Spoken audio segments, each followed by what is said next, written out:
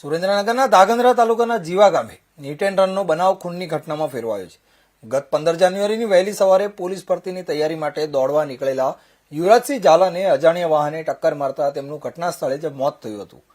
શરૂઆતમાં આ બનાવ અકસ્માત તરીકે નોંધાયો હતો, પરંતુ ધાંગધ્રા તાલુકા પોલીસે ગણતરીની કલાકોમાં તપાસ કરતા ચોંકાવનારો ખુલાસો કર્યો છે. પોલીસ પૂછપરછમાં સામે આવ્યું કે આરોપી દિગ્વિજયસિંહને તેના મોટા ભાઈની આત્મહત્યા પાછળ યુવરાજસિંહનો હાથ હોવાનો વહેમ હતો.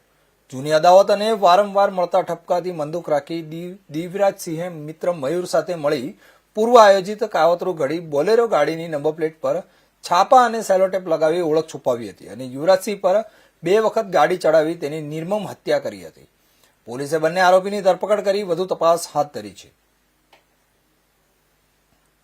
ગઈ તારીખ 15/1/2026 રોજ ધાંગધ્રા તાલુકા પોલીસ સ્ટેશનની હદમાં આવેલ જીવા ગામથી ચૂડી જતા રોડ ઉપર એક અકસ્માતનો બનાવ બનેલ.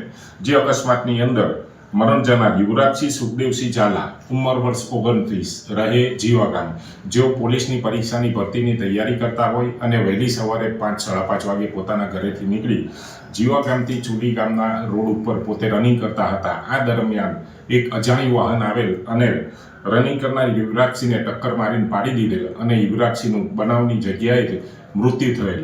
આ અનુસંધાને ધાંગધ્રા તાલુકા પોલીસ સ્ટેશનમાં અકસ્માત ફેટલનો ગુનો દાખલ થયેલ, જેની તપાસ દરમિયાન ધાંગધ્રા તાલુકા પોલીસના in charge Shri police inspector NH Chudasama સાહેબે જાતેથી તપાસ સંભાળેલ અને પોતે આની અંદર અકસ્માતનો અનડિટેક્ટ ગુનો હોય જાતેથી મહેનત કરતા પોતાના સ્ટાફના માણસો સાથે ચૂડી તથા જીવાગામ રોડ ઉપર જેટલા પણ CCTV ફૂટેજો આવેલા એની ચકાસણી હાથ ધરેલ. આ દરમિયાન સરા ચોકડી, જે હળવદની હદમાં આવેલ છે, સરા ચોકડી પાસે એક ચાની કેટલી આવેલ, જ્યાં આગળ CCTV ફૂટેજ મળી આવેલ, જેમાં એક અજાણ્યું નંબર વગરનું બોલેરો વાહન મળી આવેલ. જે બોલેરો વાહન ઉપર નંબર પ્લેટ લગાવેલ ન હતી, એની પર સ્ટીકર અને પેપરો મારેલ હતા.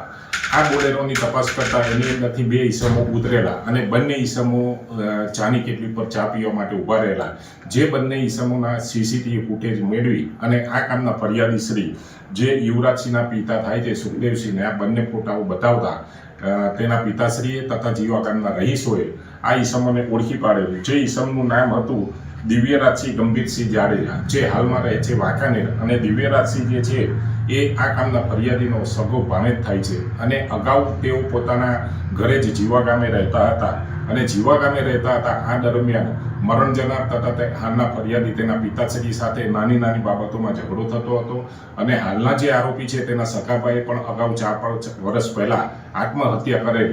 જે આત્મહત્યાનું કારણ પણ અત્યારના મરણ જનાર તથા તેના પિતાશ્રી ફરિયાદી છે તેઓ હોવાનું અને અનુમાન કરેલ અને છેલ્લા ઘણા સમયથી તો પોતે નક્કી કરેલ કે યુવરાજસિંહ તથા તેના પિતાશ્રીને આ બાબતે એની પાસેથી બદલો લઈશું.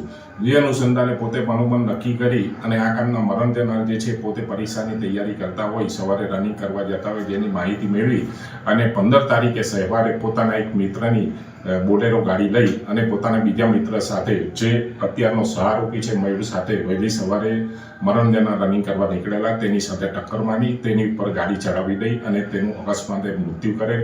જે અનડિટેક્ટ ફેટલનો ગુનો તાલુકા PI શ્રીએ મહેનત કરી અને શોધી કાઢેલ છે. બંને આરોપીને ગઈકાલે સાંજે 5:15 વાગે અટક કરવામાં આવેલ છે. અત્યારે આગળની તપાસની કાર્યવાહી ચાલુ છે અને નામદાર કોર્ટની અંદર આજે બંને આરોપીઓને રજૂ કરી અને દિન 5ના રિમાન્ડ લેવાની કાર્યવાહી હાથ ધરવામાં આવનાર છે. ત્યાર પછી તો એ આવ્યા જ નથી અત્યાર સુધી, 9:15 સુધી, 9-14 પછી આવી કેટલી વાર આવીને ના કંઈક અમારા બ્રધરે જોયું ને તો એ કે આમાં કંઈક ડોક્ટરે તો